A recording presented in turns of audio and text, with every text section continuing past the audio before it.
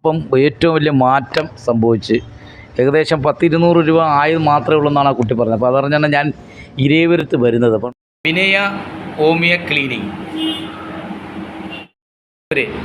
നിങ്ങൾ ചിന്തിക്കുന്നത് നല്ല ചിന്തയായിരിക്കട്ടെ.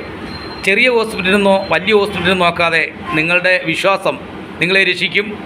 ആ ഒരു വിശ്വാസമാണ് ഡോക്ടർ ലക്ഷ്മി ഇരേവരത്ത് ജംഗ്ഷനിൽ തന്നെയാണ് ഈ ക്ലിനിക്ക് സ്ഥിതി ചെയ്യുന്നത്.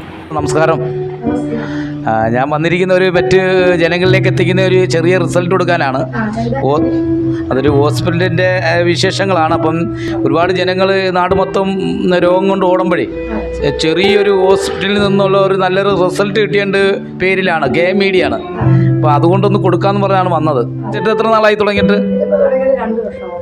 ഇത് ആദ്യം തുടക്കം കുറിക്കുന്നത് എങ്ങനെയാണ് ഈ ഹോമിയോയിലോട്ട് വരുന്നത്? നമ്മൾ ആദ്യമായിട്ട് ഹോമിയോ മെഡിസിൻ ട്രീറ്റ്മെൻറ്റിലോട്ട് വരുന്നതിന് മുമ്പ് തന്നെ Tamil Nadu homeo medical college pathology ലെക്ചറായിട്ട് വർക്ക് ചെയ്യുമായിരുന്നു.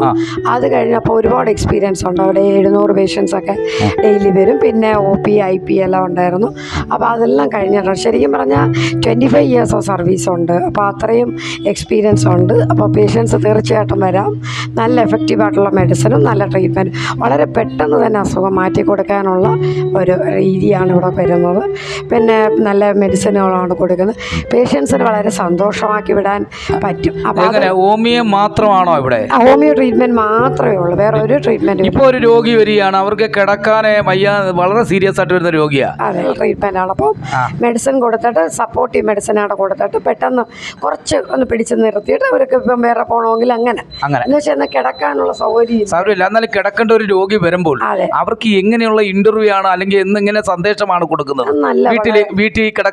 വീട്ടിൽ വെച്ച് തന്നെ ചെയ്യാൻ പറ്റുന്ന കുറേ എഫക്റ്റീവ് മെത്തേഡ്സ് ഓഫ് ട്രീറ്റ്മെൻറ്റുകളും അതുപോലെ തന്നെ കുറേ സിമ്പിൾ ടെക്നിക്സ് എല്ലാം പറഞ്ഞു കൊടുക്കും. ഹോസ്പിറ്റലിൽ നമ്മൾ ഡോസ് കഴിച്ച ഉദാഹരണത്തിൽ നമ്മൾ പറയുന്നത് പോലെ ഡോക്ടർ പറഞ്ഞ പോലെയാണ് ഒരു കുട്ടി ചെയ്തത്. അപ്പോൾ 2-3 കുട്ടികൾ വിളിച്ച് പറയാൻ സാധിക്കും. ഞാൻ വേറെ കുട്ടിയോട് ഇവിടെ മരുന്ന് വാങ്ങുന്ന ചോദിച്ചു എങ്ങനെയാണ് റിസൾട്ട്. നല്ല റിസൾട്ടാന്ന് പറഞ്ഞത്. അപ്പം യഥാർത്ഥത്തിൽ ഹോസ്പിറ്റലിൽ കിടക്കേണ്ട രോഗികൾ വരെയും വീട്ടിൽ കിടത്തി നമ്മൾ ഈ ഡോസ് കൊടുത്ത് കൃത്യമായിട്ട് കഴിക്കണം.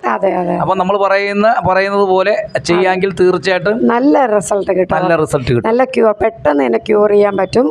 അവർക്ക് അത്രയും നല്ല ട്രീറ്റ്മെൻറ്റുമാണ് ഇവിടെ വന്നത്. നല്ലൊരു മരുന്നിന്റെ റിസൾട്ട് കൊടുത്തു, അതുകൊണ്ട് ഞാൻ ഇവിടെ വന്നത്. അപ്പം നമ്മൾ പിന്നെ ഈ ഹോസ്പിറ്റലിനെ കുറിച്ച് കൂടുതലും ആൾക്കാർ വാർത്ത കൊടുക്കാറില്ല.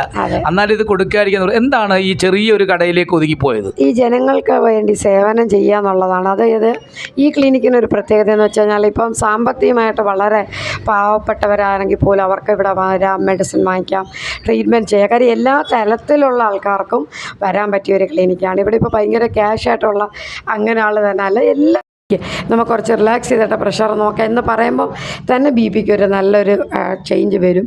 അപ്പം മൈൻഡിനെ ഭയങ്കര കാം ആൻഡ് കൂളാക്കി മാറ്റി ഉള്ള ട്രീറ്റ്മെൻറ്റാണ് ഹോമിയോപ്പതി. എപ്പോഴും മൈൻഡ് ബേസ്ഡ് ആണ്. ഓക്കെ, തീർച്ചയായിട്ടും നല്ലൊരു റിസൾട്ട് കിട്ടട്ടെ. ഇനിയും ഒരുപാട് രോഗികൾക്ക് ഇവിടെ കടന്നു വരാം. ുള്ള ആൾക്കാർക്കും പാവപ്പെട്ടവർക്കൊക്കെ വന്ന് മെഡിസിൻ വാങ്ങിക്കാം.